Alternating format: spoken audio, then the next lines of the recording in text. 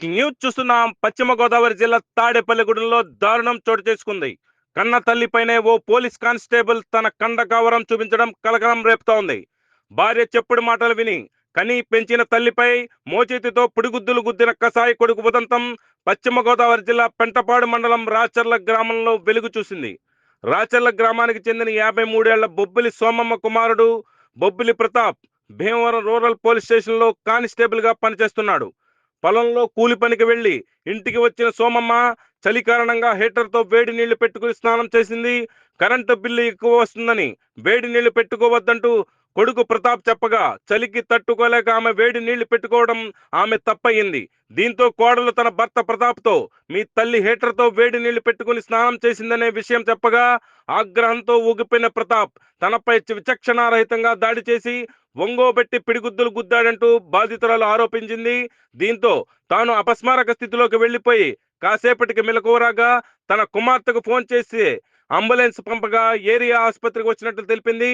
తన కొడుకు ప్రతాప్ కోడలు ఇద్దరు కలిసి తన ఇంట్లో తనకు కనీసం విలువ లేకుండా బూతులు తిడుతూ చిత్రహింసలకు గురి చేస్తున్నారని బాధితురాలు సోమమ్మ ఆవేదన వ్యక్తం చేస్తోంది.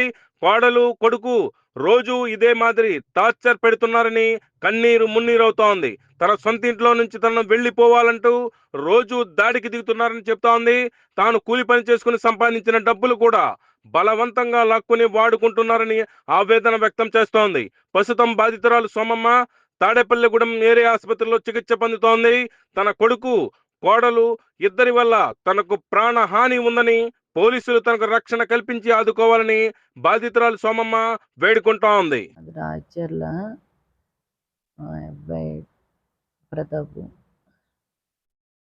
ఏదో మా చిన్న గొడవ అయింది పొద్దున్న.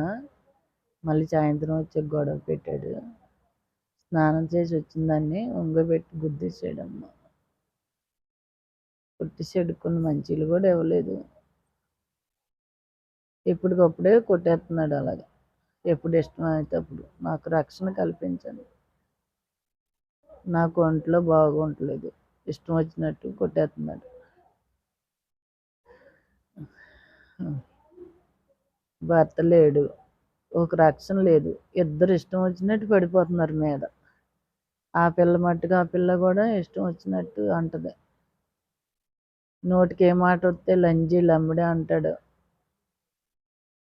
ఇష్టం వచ్చినట్టు మాట్లాడతారు ఇద్దరు.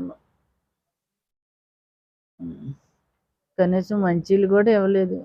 వాళ్ళ పిల్లల్ని రానివ్వరు దగ్గరికి. పిల్లల్ని కూడా ఎత్తుకునేవారు. అంబులెన్స్లో వచ్చానమ్మా. ఎవరు వచ్చారో మరి తెలీదు. వచ్చాడు, మా అబ్బాయి వచ్చాడు. అంతేనమ్మా. కష్టపడి పొలం పనికి వెళ్ళి తెచ్చుకొని తింటున్నాను. గత 7-8 నెలల కానించి ఏరోగే వండుకుంటున్నాను ఒక్కదాన్ని. కనీసం ఏం తిన్నావని కూడా అంటలేదు. కష్టమైన సుఖంగా మాట ఆడతలేదమ్మా. ఆ విశ్వాసం లేకుంటే ఆడు ఇష్టం వచ్చినట్టు కొడుతున్నాడు. నాకు రక్షణ అని లేదు. నోటికి ఎంత మాట వస్తే అంత మాట. తల్లి అని కూడా చూస్తలేదు. ఆ భార్య కూడా అంటుంది తన మాటలేని. పోలీస్ అమ్మా. పోలీస్ ఉద్యోగం చేస్తున్నాడు. దానికి విలువిచ్చి ఇన్నాళ్ళు నేను ఎన్నిసార్లు కొట్టినా బయటికి రాలేదు. పోలే నా కొడుకు కొన్న స్థాయిలో ఉండాలని అనుకున్నాను. ఎంత ఉండే నన్ను ఉంచట్లేదమ్మా. ఏదో రకంగా అంటాం, కొడతాం, తిడతాం.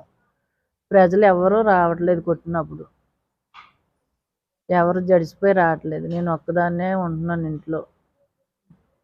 అందుకే నాకు పోలీసులు నాకు రక్షణ కల్పించాలమ్మా.